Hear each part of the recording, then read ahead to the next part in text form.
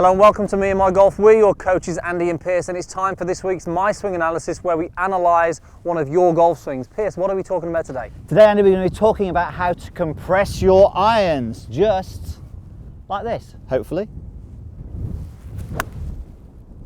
That's been better. It was Let's compressed. help you take charge of your game.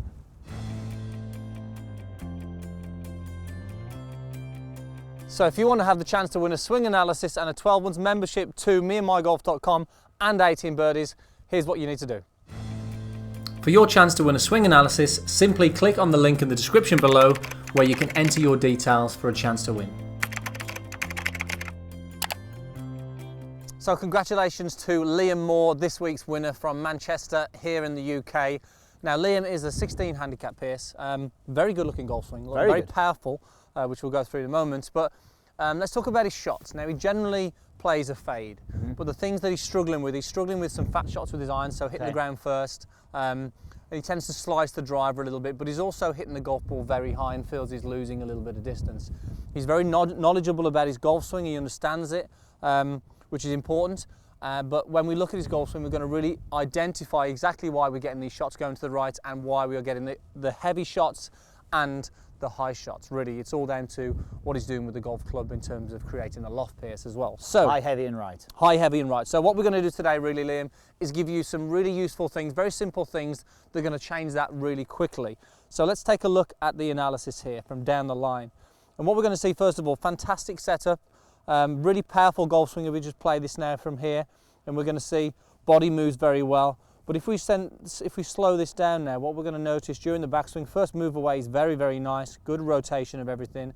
But as we get towards the top of the golf swing, what we're going to start to see is his lead wrist quite a lot cupped at the top there. Now when it cups excessively like this, the club face is going to present to the golf ball generally what's going to want to be open and create a lot of loft. And we'll see in transition that left wrist stays cupped all the way down, and we'll see the club swings over the top of the plane and to the left. So down the line view, we've got this little bit of a left swing direction here with an open face.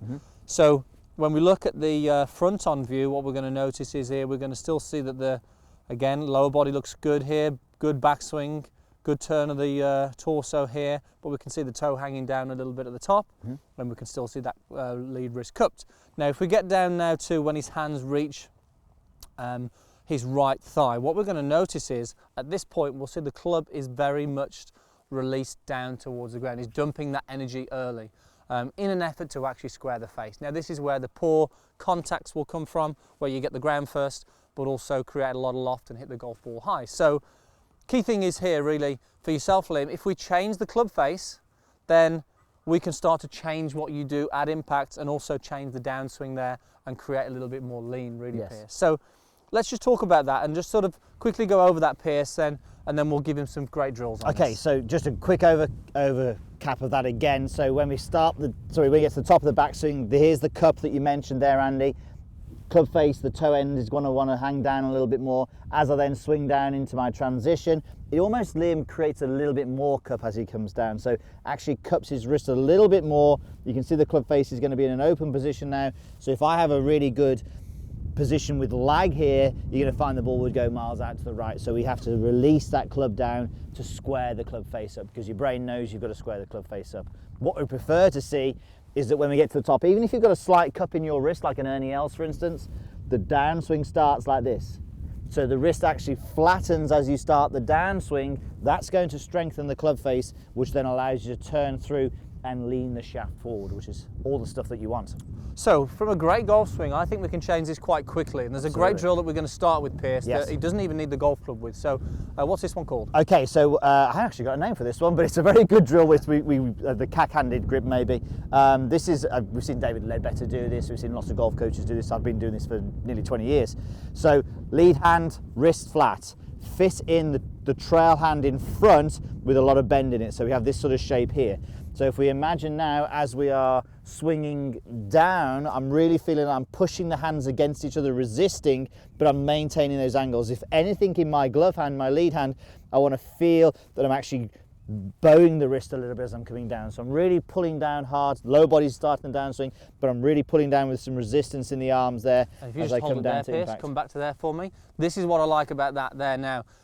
Backswing is good, transition is good, and look at that right wrist. That right wrist is excessively bent there, and the lead wrist there is bowed still. This is exactly what we're after throughout that golf swing, because it's going to promote a good club face and a good shaft lean. This is just one of the best drills because you can do this wherever. You'd think after nearly 20 years we'd have named it. We'll think of Post your comments down below. We want a name for this drill, please. We'll Thank you think of very one. much.